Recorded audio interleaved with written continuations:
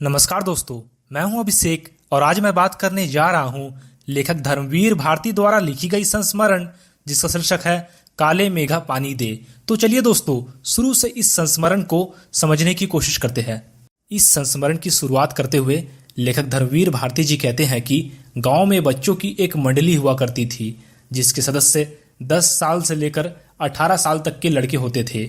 ये बच्चे अपने कमर पर सिर्फ एक लंगोटी या जांघिया पहने रहते थे।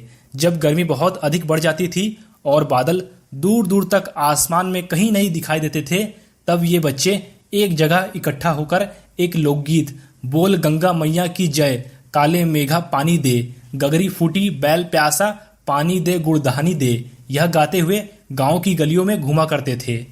इस लोकगीत को सुनकर गांव के सभी लोग सावधान हो जाते थे और महिलाएं और लड़कियां घरों की खिड़कियों से झांकने लगती थी। यह मंडली पानी दे मैया इंद्रसेना आई है, यह कहते हुए अचानक गली के किसी मकान के सामने रुक जाती थी तो उस घर के लोग बाल्टी भर पानी उस मंडली के ऊपर फेंक देते थे।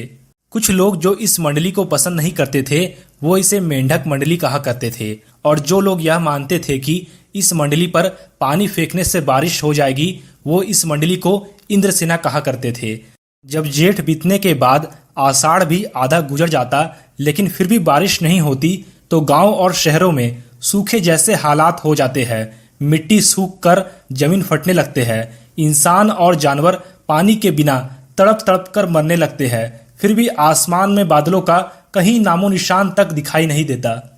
ऐसे मुश्किल हालातों में लोग अपने क्षेत्रों में प्रचलित लोक विश्वासों जैसे पूजा पाठ, हवन और यज्ञ आदि के सहारे भगवान इंद्र से प्रार्थना करके वर्षा की उम्मीद लगाते थे।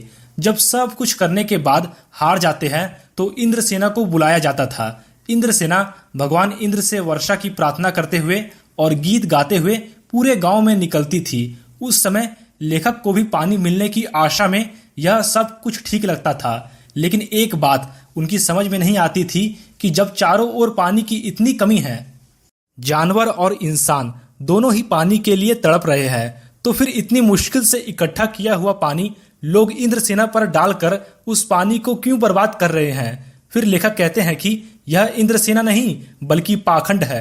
अगर यह इंद्रसेना सच में इंद्र महाराज से पानी दिलवा सकती है तो क्या वो पहले अपने लिए पानी नहीं मांग लेती। इस तरह के अंधविश्वास के कारण ही तो हम अंग्रेजों से पिछड़ गए हैं और उनके गुलाम हो गए। लेखक आगे अपने बारे में बताते हैं कि वो भी उस समय इंद्रसेना में शामिल बच्चों की ही उम्र के थे। लेखक के अंदर बचपन से ही आर्य समाज के संस्कार थे। वो उस समय कुमार सुधार सभा के उप मंत्री भी थे जिसका कार्य समाज में सुधार करना और अंधविश्वासों को दूर करना था। हालांकि लेखक हमेशा अपनी वैज्ञानिक सोच के आधार पर इन अंधविश्वासों के तर्क ढूंढते रहते थे। फिर भी वो इस बात को स्वीकार करते हैं कि उन्होंने भी अपनी वैज्ञानिक सोच को अलग रखते हुए ऐसे कई रीति रिवाजों को अपनाया जो उन्हें उनकी जीजी ने अपनाने को कहा था। लेखक कहते हैं कि उन्हें सबसे अधिक प्यार उनकी जीजी से ही मिला। दरअसल वो रिश्ते में लेखक की कोई नहीं थी। वो उम्र में लेखक की माँ से भी बड़ी थी, लेकिन वो पूजा पाठ और तीज के त्योहार में अपने परिवार वालों से पहले लेखक को बुलाया करती थी ताकि लेखक को उसका पुण्य मिल सके। लेखक अपनी जीजी की हर बात मानते थे, लेकिन इस बार जब जीजी ने लेखक से इंद्रसेना पर पानी फेंकने को कहा तो लेखक ने साफ मना कर दिया। इसके बाद जीजी ने स्वयं ही बाल्टी भर पानी इंद्रसेना के ऊपर फेंक दिया, जिसे देखकर लेखक नाराज हो गए। फिर लेखक को मनाते हुए जीजी ने उन्हें बड़े प्यार से समझाया कि यह पानी की बर्बादी नहीं है, यह तो पानी का अर्घ है जो हम इंद्रसेना के माध्यम से इंद्रदेव पर चढ़ाते हैं। इंसान जो चीज पाना चाहता है यदि उसे पहले देगा नहीं तो पाएगा कैसे। इसलिए ऋषि मुनियों ने दान को सबसे ऊंचा स्थान दिया है। फिर लेखक कहते हैं कि ऋषि मुनियों को क्यों बदनाम करती हो जीजी। जब इंसान पानी की एक एक बूंद के लिए तरस रहा है तब पानी को इस तरह बहाओगे क्या। यह सुनकर जीजी थोड़ी देर चुप रही। फिर उन्होंने कहा कि देखो भैया, बिना त्याग का दान नहीं होता। अगर तुम्हारे पास करोड़ों रुपए है और तुमने उसमें से कुछ रुपए दान कर दिए तो वो दान नहीं है। दान तो वह है जब किसी के पास कोई चीज बहुत कम है फिर भी वह उस वस्तु का दान कर रहा है तो उसको उस दान का फल मिलता है। फिर लेखक कहते हैं कि यह सब झूठा दिखावा है और मैं इस बात को नहीं मानता। फिर जीजी ने लेखक को समझाते हुए कहा कि तुम पढ़े लिखे हो, लेकिन मैं पढ़ी लिखी नहीं हूँ। लेकिन मैं इस बात को अपने अनुभव से जानती हूँ कि जब किसान 30 से 40 मन गेहूं उगाना चाहता है तो वह 5 से 6 सेर अच्छा गेहूं जमीन में क्यारियों बनाकर फेंक देता है और इस तरह वह गेहूं की बुवाई करता है। और हम भी तो पानी की बुवाई ही कर रहे हैं। जब हम यह पानी गली में बोएंगे तभी तो शहर, कस्बे और गांव में पानी वाले बादलों की फसल आएगी। हम बीज बनाकर पानी देते हैं और फिर काले मेघा से पानी मांगते हैं।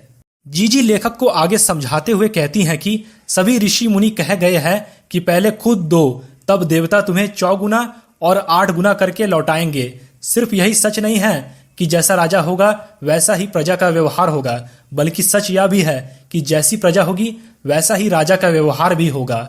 और यही बात गांधी जी भी कहते थे। जब लेखक ने यह संस्मरण लिखा था तब देश की आजादी के 50 साल पूरे हो रहे थे। लेकिन आज भी लेखक के द्वारा उठाए गए प्रश्न उतने ही प्रासंगिक थे जितने पहले हुआ करते थे। फिर लेखक ने कहा कि हम अपने देश के लिए करते क्या है।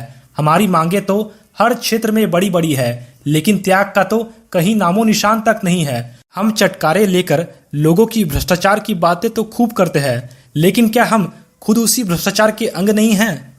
लेखक कहते हैं कि बादल आते हैं, पानी बरसता है, लेकिन बैल प्यासे के प्यासे रहते हैं और गगरी फूटी की फूटी रहती है। आखिर यह स्थिति कब बदलेगी? लेखक की यह पंक्ति हमारी सामाजिक व्यवस्था पर एक व्यंग्य है, क्योंकि हमारे देश में हर साल गरीब, मजबूर, बेसहारा और अनाथ लोगों के लिए हजारों योजनाएं बनती है, लेकिन इन योजनाओं का लाभ उस वर्ग को नहीं मिलता। ये सभी योजनाएं भ्रष्टाचार की भेंट में चढ़ जाती है। उच्च अधिकारी वर्ग से लेकर निम्न स्तर तक के सभी सरकारी कर्मचारियों की जेब भर जाती है, लेकिन जिनके लिए योजनाएं बनाई जाती है उनको लाभ नहीं मिलता। विकास की बातें तो बहुत की जाती है, लेकिन यह विकास सिर्फ कागजों तक ही सीमित रहता है। इसलिए लेखक कहते हैं कि बरसात होने के बाद भी बैल प्यासा रह जाता है और गगरी फूट जाती है। तो दोस्तों, इस वीडियो को लाइक और शेयर करके आप हमारा आत्मविश्वास बढ़ा सकते हैं और हमारे चैनल पर पहली बार आए हैं तो चैनल को सब्सक्राइब जरूर करें। धन्यवाद।